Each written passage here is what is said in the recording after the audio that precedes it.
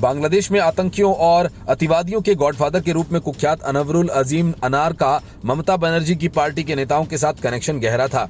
अनवरुल अजीम अनार इन सब के साथ मिलकर हथियारों की तस्करी, विस्फोटकों में हाथ और ड्रग्स की तस्करी जैसे धंधों में काम करता था। कभी इंटरपोल का मोस्ट वांटेड रह चुका अनवरुल अजीम टीएमसी नेताओं की काली कमाई को ठिकाने भी लगाया करता था, खासकर घोटालों के जरिए जमा किए गए पैसों को। एसएससी स्कैम के पैसों का अनवरुल ने ही दाएं बाएं किया। टीएमसी नेताओं के अनवरुल अजीम के साथ कनेक्शन का खुलासा होते ही बंगाल का सियासी पारा गर्म हो गया और टीएमसी बैकफुट पर चली गई। ममता बनर्जी की अगुवाई में टीएमसी ने जब से पश्चिम बंगाल की सत्ता संभाली है, पश्चिम बंगाल अपराधियों, आतंकवादियों, स्कैमर्स, हत्यारों, स्मगलर्स, मनी लॉन्ड्रिंग करने वालों और भ्रष्ट लोगों की शरणस्थली बनकर उभरा। अनवरुल की गुनाह की दुनिया का बड़ा खिलाड़ी सोने और ड्रग्स की स्मगलिंग से अकूत दौलत बनाई थी और धीरे धीरे वो अपनी ताकत पहुंच के दम पर सफेद पोश बन गया। अनवरुल अजीम अनार का भारत अक्सर आना जाना था, कभी इलाज के नाम पर, कभी दोस्ती के नाम पर, लेकिन मई 2024 का उसका दौरा आखिरी साबित हुआ। उसे हनी ट्रैप में फंसाकर मौत के घाट उतार दिया गया।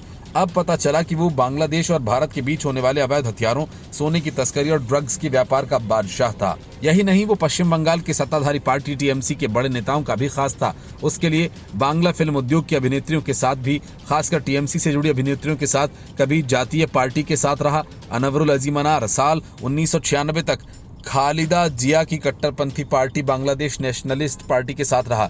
इसके बाद वो मौजूदा पार्टी आवामी लीग में शामिल हो गया, चूंकि उसे राजनीतिक संरक्षण भी चाहिए। साथ ही उसे स्थानीय स्तर पर पुलिस और सुरक्षा एजेंसीज को भी पकड़ कर रखना है। ऐसे में पूरी तरह से वो राजनीति में आ गया। अनवरुल हक पश्चिम बंगाल की सत्ताधारी पार्टी टीएमसी के बेहद करीब था। अनवरुल अजीम के पश्चिम बंगाल में राजनीतिक कनेक्शंस पर एक बड़े अधिकारी ने बताया कि अनवरुल अजीम अनार टीएमसी की महिला नेताओं से काफी चर्चा में और संपर्क में रहा।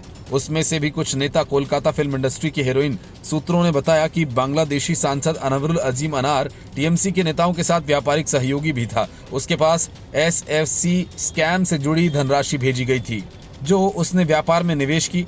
अनार एसएससी स्कैम के मुख्य अभियुक्त पार्था चटर्जी से भी जुड़ा था। उसके भतीजे प्रसन्ना कुमार रॉय के दोस्त शिपन कुमार बसु के जरिए। शिपन बसु बांग्लादेश पुलिस की नजर में भगोड़ा है और वो 2 दशकों से पश्चिम बंगाल में रह रहा है।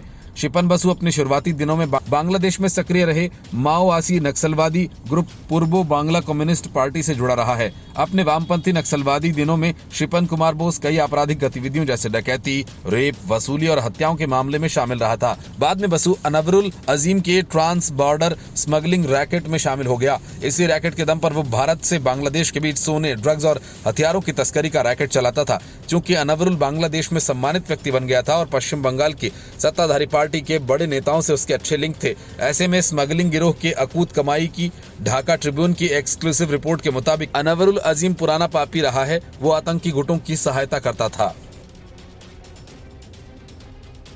Bureau report, news of India.